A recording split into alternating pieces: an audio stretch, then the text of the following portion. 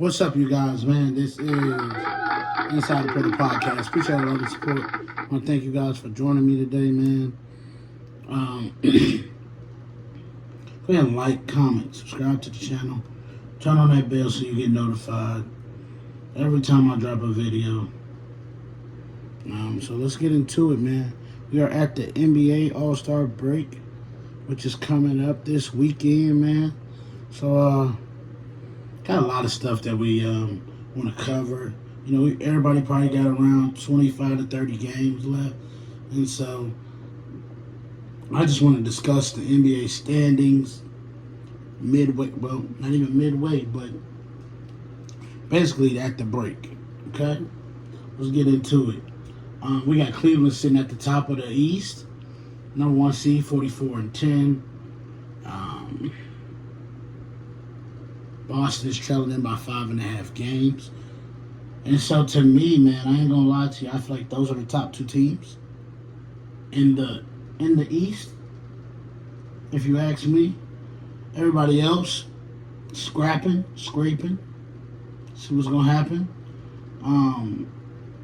But I do feel like those are the two powerhouses in the East right now. Shockingly, Cleveland, but definitely was going to be the defending champs in Boston. So we're going to see how that goes. Pretty short collision course. As long as nothing crazy happens. You know what I don't like for Cleveland? That matchup with Milwaukee. Because I always feel like if the top three players and you got two of them on the same team in the series, that team is going to win. If 2 out of the top 3 players is on one side, then that team's going to win. Okay? That's why I feel weird about if that's second round matchup were to happen, that right there. But then we go at 3, we got the Knicks. At 4, we got Indiana. At 5, we got the Bucks. At 6, we have the upstart Detroit Pistons, which they're shocking because they went from we drafting early to we in the playoffs right now. And they're not in the play-in as of now, which is really good. Detroit done turned it around, man. You know, Cade Cunningham, he's had an amazing year. Plus the guys off the bench like Malik Beasley. I mean, even Tim Hardaway has shown some promise. Jaden Ivey. They got some young guys, man. Even the center, Durden. They got some young guys on that team, man. So, Detroit, keep on going, man. Then we got, in the play-in, we got Orlando, Miami, Atlanta, and Chicago. I'm not going to lie. It always feels like these 4 teams are in the play-in or they're like somewhere lingering around this spot, to be honest with you. Always seems that way. But out of those teams, man, the team I think could make a run for real.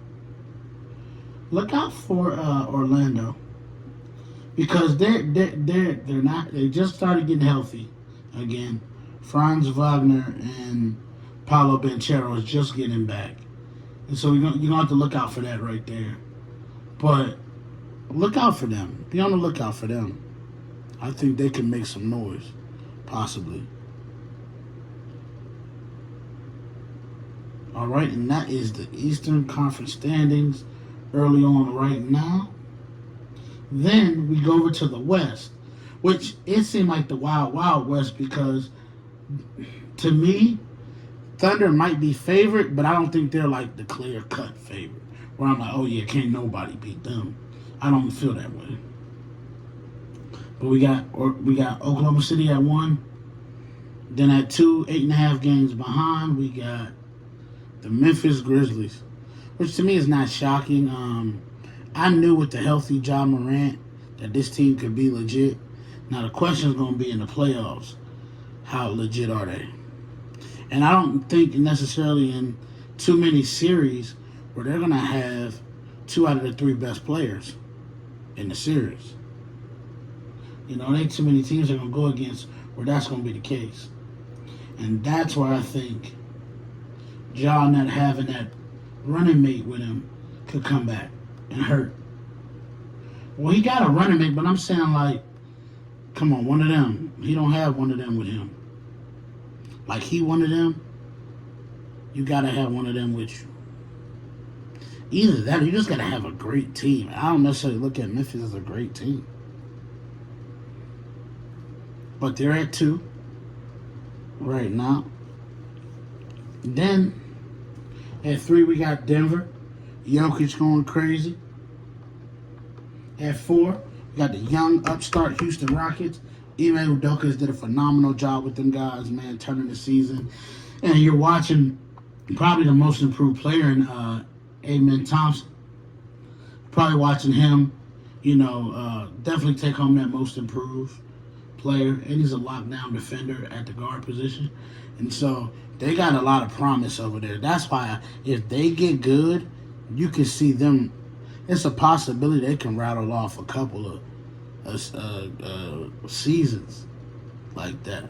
You just watch Ime Udoka just continue to build that team. He's a really good coach. But, beyond the, everything that happened in Boston. I still think Boston would have won championships for him as the coach. So, then you got the Lakers at the 5 slot, which this gets interesting right there.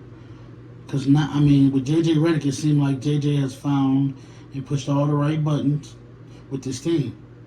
And so the major thing for this team is size and health. If they can stay healthy down the stretch and continue to develop, players continue to step up, I think the Lakers will be in great position to make a second half run. Because they're within striking distance of that 2 spot. They're 3 games out of that. So, we're going to see. Then you got the Clippers at 6. Which to me, they shocking because Kawhi been out all year and it's been James Harden just doing what he got to do. So that's the good part. And then at 7, we got the Minnesota Timberwolves, which to me they're getting back on track, but they're the disappointing team because I thought they were going to take a step forward this year. I thought Ant-Man was going. He's starting to get back where he was last year, but I thought he was going to come out the gate smoking. He was my MVP pick before the year started. Look like that's probably going to be wrong. But that's definitely what I picked for MVP. And then the Sacramento Kings is at 9. Dallas Mavericks at 8. I apologize, Dallas. Dallas at 8. Kyrie is having to keep this thing afloat with AD being out indefinitely, probably like a month, they said. And so Kyrie having to keep this thing afloat. PJ Washington. So hopefully these guys keep the boat on track. And then we got Sacramento. They at 9. They traded De'Aaron Fox away. They got Zach LaVine on their team. DeMar DeRozan is playing lights out right now. Still got Malik Monk. So you got some guys there, man. So they got to continue. And then in that final slot, you got the Golden State Warriors with Steph Curry, Jimmy Butler, and still got Draymond. And so we're going to see how that combination works. And then, Phoenix on the outside looking in right now. Yeah, Phoenix on the outside looking in. And so, hey, that's the West right there. So, at the break, man, we got a lot of teams that look like they're on the upswing. Got some teams that look like they're on the downswing. So we're ready and locked in to see where this thing goes. And y'all stay tuned into the show, and I'm going to be here the rest of the season. We locked in. So I appreciate your love and all your support. I want to thank you guys for joining me today, man. This is Inside the Portal podcast presented by Portal Prospect Productions. Until next time, peace.